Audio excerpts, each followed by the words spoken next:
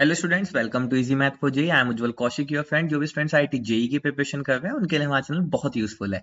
आज का क्वेश्चन है, each of the person A and B independently tosses 3 coins, the probability that both of them get the same number of head, कि उनको same number of head मिले। सबसे पहले कितने कॉइन है? 3 फेयर कॉइन है। तो यहाँ पे अगर मैं सैंपल स्पेस लिखना चाहूँ, सबसे पहले सैंपल स्पेस लिख लेते हैं तो क्या होगा। मान लीजिए तीनों हेड होंगे, फिर एक होगा हेड हेड टेल, ठीक है, फिर हेड टेल हेड, और फिर यहाँ से आ जाएगा टेल हेड हेड। ठीक है, अब दो टेल वाले शुरू हो जाएंगे, तो ये हो जाएगा आपका टी टी। हाँ, तो टेल टेल हेड, और फिर उसके बाद आ जाएगा टेल हेड टेल, फिर हो जाएगा हेड टेल टेल, और फिर अब तीनों में ही टेल। ठीक है, तो ये आ गया मेरा सैंपल स्पेस। अब गिवन है कि each of person independently throws and both of them get the same number of heads. अब देखो इस बात का क्या मतलब है कि both of them get the same number of heads. तो ऐसा हो सकता है कि नंबर ऑफ हेड्स जो है वो जीरो हो। भाई दोनों में से किसी को भी हेड ना आए। ऐसा हो सकता है नंबर ऑफ हेड्स 1 हो जाए, नंबर ऑफ हेड्स 2 हो, और नंबर ऑफ हेड्स 3 हो। ये तो पॉसिबिलिटीज है हेड्स के आने की। अब क्योंकि दोनों के उसमें ही आने हैं और इंडिपेंडेंटली टॉसेस है, तो हम जानते हैं जब हमारे इवेंट इंडिपेंडेंट हो तो probability of A intersection B क्या होता है? Probability of A into probability of B.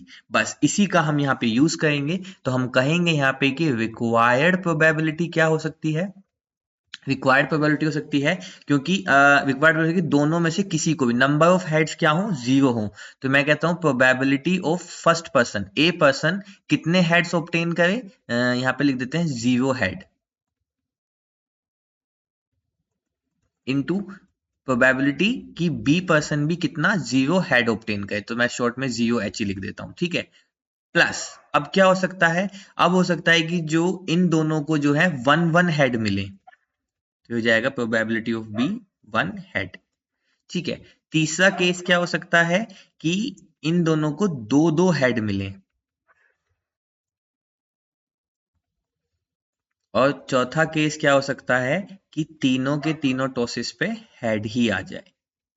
बस अब ये बहुत इजी क्वेश्चन हो गया। तो सबसे पहले इसको सोल्व करते हैं। तो देखो जीरो हेड मिले, तो जीरो हेड मिले प्रोबेबिलिटी ऑफ, अगर हम पहले ए निकालें तो जीरो हेड मिले, तो यानी कि सिर्फ एक ही पॉसिबिलिटीज है कि टेल टेल टेल ही आए। तो यानी कि फेवरेबल आउटकम कितना है? 1 अपॉन टोटल आउटकम कितना है? 8।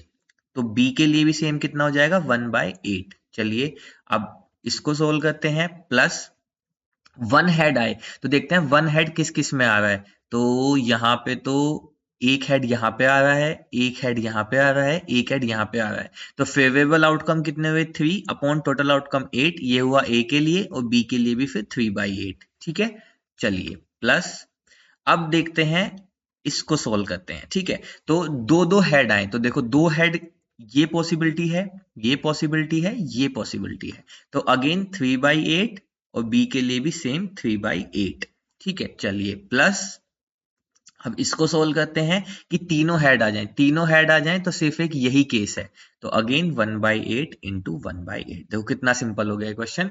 तो बस अब ये कितना हो गया आपका? 1/64 प्लस 9/64 प्लस 9/64 प्लस 1/64। तो 9 9 18, तो 20/64।